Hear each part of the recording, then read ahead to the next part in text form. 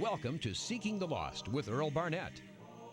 This program is sponsored by some area churches of Christ and is dedicated to spreading the everlasting gospel as revealed in the Holy Scriptures. The churches of Christ accept the Scriptures as totally inspired of God and the all-sufficient guide for faith and practice. Therefore, they reject all doctrines of men and rely totally on the Bible to direct their course in serving God. It is our pledge to you that each lesson will be the truth as revealed in His holy word. Mr. Barnett carefully prepares the graphics so you can clearly see the book, chapter, and verse of each lesson taught. We urge you to either copy the scriptures used or record this program for further study. If you have any questions or comments, or if you need prayer, the Seeking the Lost ministry can be reached toll-free at 1-800-390-7734. It is our prayer that Seeking the Lost will be an important source of information about God's Word and will help you more perfectly worship Him. And now, here is Mr. Barnett. Hello, ladies and gentlemen. Thank you for tuning in to the Seeking the Lost broadcast. You know, I have been asked many times about God and about the hardening of Pharaoh's heart. Did he just gang up on him and picked him out and hardened his heart so that he could bring all of those plagues upon Egypt? It's going to be an interesting study, isn't it? So why did God harden Pharaoh's heart? And was it fair to Pharaoh? And another question that come to mind, does he harden our hearts today? You might like to know the answer to that question. You remember that he brought all those plagues upon Egypt. The plague number one is he turned the Nile to blood.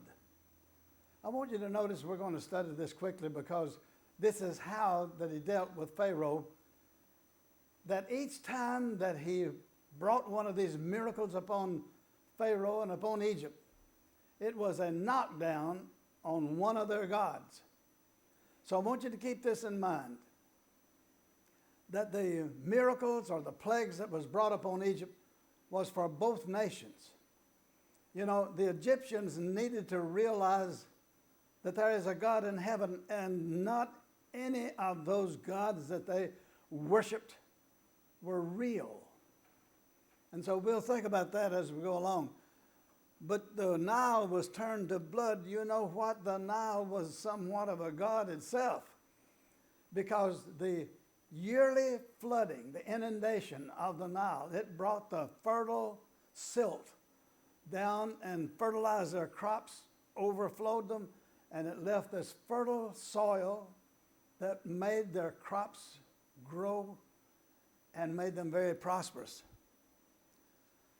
By this you shall know that I am the Lord. Behold, I will strike the waters which are in the river with the rod that is in my hand, and they shall be turned into blood. And the fish that are in the river shall die. Now that was really a blow, because at least 4 Egyptian gods were discredited by this plague. Don't you know that many of the Egyptians said, well, you'll never get away with that because our gods will take care of it. There is a person, our God rather, that we refer to as Happy or Hoppy. Well, just think about it. He was responsible for watering the meadows and bringing the dew.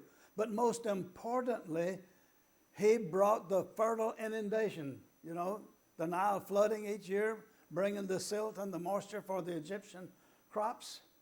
Well, you'll have to go by Hoppy because he's going to take care of that. You can't turn the water to blood. What about this? There was Khnum. He guarded the first cataract, the guardian of the source of the Nile. He made sure that the right amount of silt was released into the water during the inundation. Why wasn't the guardian on the job? Because he failed to do it. And then there was the goddess Hetmehit. She was supposed to take care of the fish, but the fish are going to die. Don't you see how that this was a demonstration to the Egyptians? Her name means she who is in front of the fishes. She was the protector of everything with fins.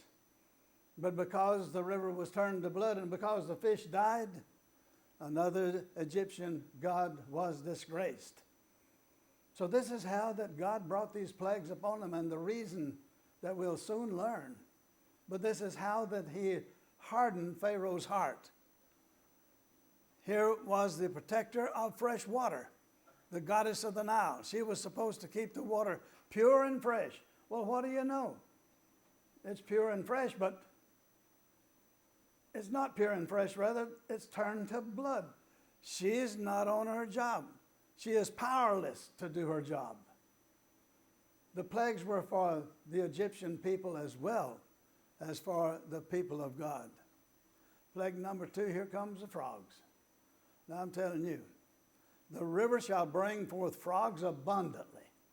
I don't know about you, but this would be very loathsome, because he said it's going to get, they're going to get in your house, they're going to get in your bedroom, they're going to get in your bed, they're going to get into your servant's house, all the people. You open your oven door, they're going to be in there. They're going to be in your kneading bowls, they're going to be everywhere. And listen to this, because the frog was a symbol of the Egyptian god He, it was a capital crime to kill one. Just think about frogs everywhere. You step on one and kill it, that was punishable by death. The Egyptians could pray or offer sacrifices to their God, but he could not answer. Don't you suppose they did? Don't you suppose they prayed to their God, the Egyptian god of the frog? Remove these frogs. Didn't do any good. They were powerless. And then here comes the lice. The scriptures say that the Lord told him to stretch out his rod and smite the dust of the land, that it may become lice. Just think about lice, that everybody is lousy. You know, I used to teach school, and every once in a while we'd have to have a lice check, because lice can get into schools and spread from student to student. But the dust of the land, that people were lousy throughout all of Egypt. Well, what about Geb? He was the earth god. Where is he? Why is he not on the job? Why didn't Geb control the dust of the earth if he is the earth god? Prevent Moses from turning it into lice. Another god goes down. Here comes the flies. You know, we usually think about those table flies. I think about these flies as being like a deer fly that we have that gets on cattle and horses during the summer, that when they get on you, they bite, and they're very uncomfortable. But he said, I'm going to send the flies on you. We find that they had a god for that. Here's Kheper. Symbol was a beetle. To the Egyptian, it's clearly demonstrated that the god of the beetle, of the insect, is powerless to control the swarms. What are we talking about? We're talking about how that he hardened Pharaoh's heart. Every time one of these things had happened, what would Pharaoh do? Oh, he said, come in, we're going to let you go, everything's going to be all right. As soon as they lifted the plague, what would he do? We'll talk about it later, but what he did, of course, was turn and do just the opposite. And then, of course, plague number 5. Plague number 5, the hand of the Lord will be on your cattle. You know, the cattle are going to die. Cattle were a sacred thing, too. He said there's going to be a very severe pestilence. Now, this is a very important plague that's coming upon them. As long as the Apis bull was well, it was considered that all the livestock in the country was well. You see, they worshiped this bull. They actually put him up and treated him with royalty. When one of them would die, they would give it a royal burial. The Egyptians' animals were dying, but you know what? The Lord made a difference between the livestock of the Israelites and those of the Egyptians. So nothing shall die of all that belongs to the children of Israel. Don't you believe? Don't you think that the Egyptian people would see that and they say, what about that? That their God makes a distinction between their cattle and our cattle. And then again, he brings another plague upon them, and that is the plague of the boils. And the Lord said unto Moses and to Aaron, take the handfuls of the ashes of the furnace. A little story behind the ashes of the furnace. See, this is where the priests were. The priests, of course, that they kept their heads shaved lest any lice would get on them. And they kept themselves very clean, and they couldn't go before their altars if they had any kind of a boil or anything of that sort. And so this is a very important thing, because the ashes from those furnaces where they made their sacrifices was supposed to be sacred. And it was supposed to have healing power. God said, you take some handfuls of ashes from their furnaces and let Moses sprinkle it toward the heaven in the sight of Pharaoh. Got Pharaoh out there as an audience, and I want you to look at this. Took some ashes from that furnace. It shall become small dust in all the land of Egypt. That's a miracle in itself, isn't it? And it shall be a boil breaking forth with blinds upon men and upon beasts throughout all the land of Egypt. Every one of them got sores all over them. But that thing that was supposed to heal, it turned in that it was a curse. You don't think that would impress those people, the Egyptian people? Well, you know, perhaps they would pray and say, we got a God to take care of that. Here she is, Sekhmet, goddess of healing. She was an ancient Egyptian goddess of war and destruction, plagues and healing. You know, the Egyptians were far advanced in their medical knowledge. And if you check them out, they were really good at many things. She is said to cause epidemics, and so cause epidemics. So if she causes them, maybe she can stop them. If she wasn't honored properly, she could cause epidemics. You suppose that many of the Egyptian people said, you know, we must have offended our God of healing. But they didn't mistake that it came from the Lord. But when she is properly honored, she can stop them as well. So don't you suppose that they prayed to this woman, goddess? They're not real, of course, but don't you think that many of them believe that, well, our goddess can, well, no, she can't do anything with this. Another false god, another disappointment in the gods that we have been worshiping. You see what I'm saying now? That these plagues, these miracles that came upon Egypt was for the benefit of the people of Egypt as well as for the people of Israel. Plague number 7, the hail. Behold, tomorrow I will cause it to rain a very grievous hail. You know, he would provoke the Lord to anger, no doubt. Pharaoh said, okay, I've had enough.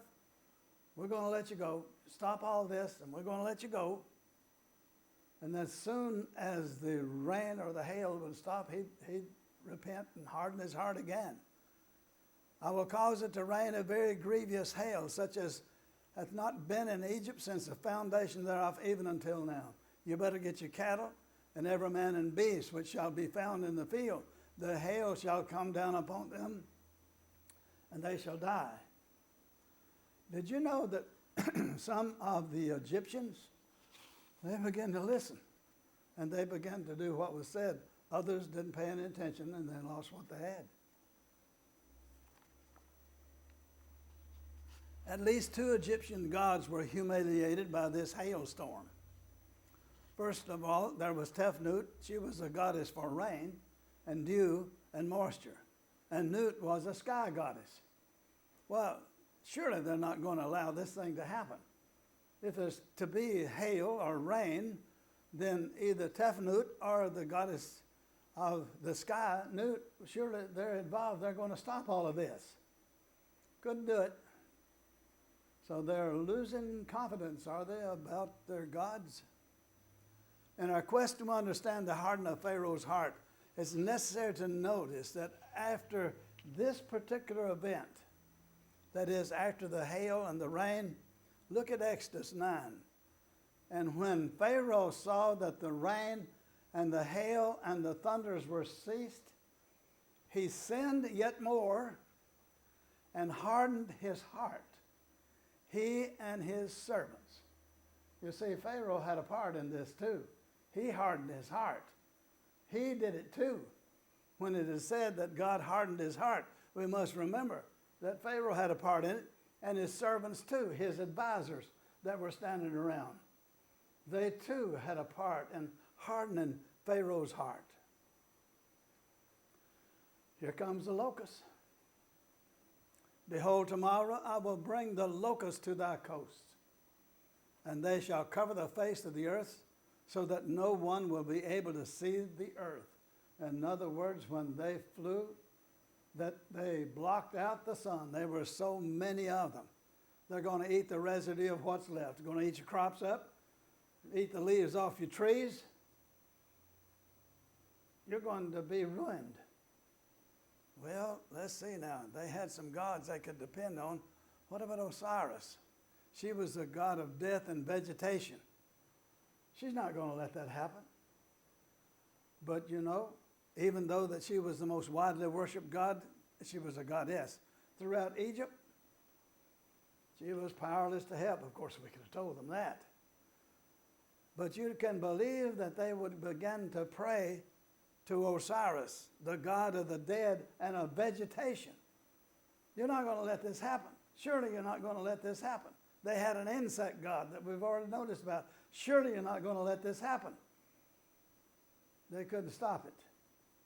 You see, God is demonstrating to them the foolishness of the worship of idols. Here comes the darkness. And the Lord said to Moses, stretch out. Well, you know, Pharaoh said, I'll let them go if you'll lift the plague. When they did, he changed his mind. He said, you stretch out your hand toward heaven, and there shall be darkness over the land of Egypt, except, he said, there will be light in the dwelling of my people. That's quite a feat, isn't it? That the children of Israel had light. But those people of Egypt, there was thick darkness in all the land, and it was darkness which may be felt. I spent approximately 11 years underground. And I remember one time that I was thinking about darkness that can be felt, and I got into a place where I was all alone and turned out my headlamp. And I tried to see if there was any way that I could make anything out of something directly before me. And I moved my finger until I could feel my eyelashes. And of course, there was no light there. You couldn't see anything. It was darkness so thick you could feel it almost.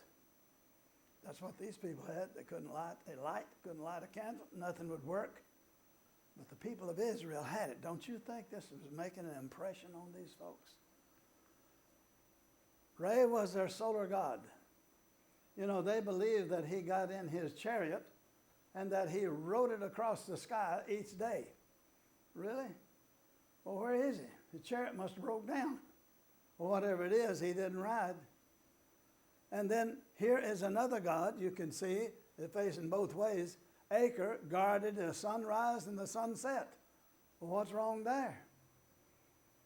There are no gods. That's what's wrong. Again, here is the death of the firstborn. He finally told him, he said, okay, one more plague, he's going to let you go. There's going to be the death of the firstborn. You sprinkle blood over your doorposts and lintels of your houses, and I will pass over that house. But I'm going into the land of Egypt, and I'm going to destroy the firstborn. All the firstborn in the land of Egypt shall die. When they heard this, don't you suppose there was panic? There was panic in the minds of the Egyptians because everything that Moses had said had come true. Besides, they had a god, didn't they, that would take care of this? The goddess Isis. She was considered to be the protector of women, of mothers, and of children. Surely she can do something against this onslaught of all these plagues. Surely she can protect our children. But it was not to be so. And so we have the 10 plagues that came upon Egypt. and upon the stubbornness of Pharaoh and his decisions. So did God mistreat Pharaoh? Was God to blame for Pharaoh's sins? You know, it was a sin that he did not humble himself before God. Of course, I'm not ready to charge God with mistreating Pharaoh or anybody else, are you? But you know, many people get it in their mind and say, well, he should have let up on Pharaoh just a little bit. Well, he was making a point, and he was working with Pharaoh. And if you stop to think about it, that he was trying to show Pharaoh the true God and trying to get him to admit it, who was the true God. Look at this. There's nothing said of the eternal state of Pharaoh. This is where a lot of people get all mixed up. God did not harden his heart just so he could send him to hell in the judgment. There's nothing said about that, the finality of his destination in the judgment. It didn't say it was going to hell, that God tempted him and got him to do all this so he could justify sending him to hell. Didn't do that. What is obvious is that God used the stubbornness and rebellious character of Pharaoh to display his great power, both for the good of the Egyptians and the Israelites. That's what I've been saying all through the lesson. It's good for both nations to understand, because you see, the Egyptians needed to get away from worshiping of idols. And the Israelites, being in captivity all those years, it needed to be affirmed in their minds to have faith in the guidance of the Almighty, because they were soon going to need him as they were going to leave Egypt. Now consider this. The plagues were to benefit both nations. Why did he do it? Exodus, the 6th chapter said, I will be to you a God, and you shall know that I am the Lord your God. Each one of those plagues would come about. And he said, I'm doing this so you will know that I am the Lord your God. You have been living in Egyptian oppression all of these years. You have been enslaved. But now I'm going to set you free. And I'm going to set you free in such a way that you will know that I am the Lord your God. Not only that, but in the next chapter, he declares this, and the Egyptians shall know that I am the Lord, when I stretch forth mine hand upon Egypt. The Egyptians are going to know where we stand. Isn't that important? That God is showing the Egyptians, you know, he must be the Lord. All of our gods are powerless. They must not be gods at all. They can't do anything. They can't do anything about the water, can't do anything about the weather, the hailstorms, the death of our cattle. It is shown that the God of the Israelites is stronger than any of our gods. They have no power whatsoever. And that was an impression upon the Egyptians. And it should have been an impression upon Pharaoh. Look at this. How did God harden Pharaoh's heart? God hardened Pharaoh's heart by placing before him two seemingly unacceptable choices. Now I want you to notice that I said seemingly, because later on he made the choice. It wasn't impossible at all. It wasn't unacceptable at all. They decided it was time to get out of there, or let them go out. But what are those two almost insurmountable choices? Well, think about this. Choice number one was political. Oh, you don't think that they had politics in those days? Of course they did. How would it look to the Egyptian hierarchy to submit to the demands of an unknown God, especially since the prophet of that unknown God was a fugitive from Egypt many years ago, and that he had been living a shepherd life all of these years? Besides that, how is it going to look to our enemies that the enemies round about are watching Egypt and seeing what they're going to do with these demands made by a slave god, so to speak. Are they so weak that they're going to let them go? You know, Egypt was very powerful in those days. And so it was a political thing. How am I going to explain to my people that I have bowed down to a God that they know nothing about? And how am I going to explain it to my counselors? And how am I going to explain it to the world? And the second choice was economical. You know, it said that the Egyptian women were so delicate that the sole of their feet didn't touch the ground. They had somebody to do the work for them. Who's going to do the work now? It's economical. How could Pharaoh justify releasing the slave labor workforce? Who'd do the work? I think that would be a very important thought, don't you know? Who would do the work? So this choice here, how did he harden Pharaoh's heart? Well, you see that he had a choice that was intertwined with politics and the economy of the Egyptians. Think about it. Now then, after each plague, Pharaoh hardened his own heart. After each plague, Pharaoh and his servants had the opportunity to yield to the demands of God. They chose not to do so. And it wasn't because they couldn't do it, but rather they wouldn't do it. Notice this, that when Pharaoh saw that the rain and the hail and the thunders were ceased, he sinned yet more, hardened his heart, he and his servants. So you see what I'm talking about, that when we charge God with hardening Pharaoh's heart, we see there's a little more to it than just saying that God jumped on him and didn't give him a choice. Pharaoh humbled himself briefly at the end. So he brought them all in after the death of the firstborn. He said, you get out of here. How long will you refuse? He brought them in. He said, you take your flocks and your herds, as you have said, and be gone, and bless me also. Did you hear what Pharaoh said? Bless me also. How does the word of God affect you? Does it harden your heart? Just think about this, that the word of God will harden some people's heart. It will soften others. Ice will melt from the heat of the sun, but the same sun will harden concrete. What kind of heart do you have? What kind of heart do I have? Time is gone. This is Earl Barnett saying, you have a good day. Our God is an awesome God. You have been watching Seeking the Lost with Earl Barnett. If you need prayer or have comments or questions, feel free to call the Seeking the Lost Ministry at 1-800-390-7734. That's toll free, 1-800-390-7734.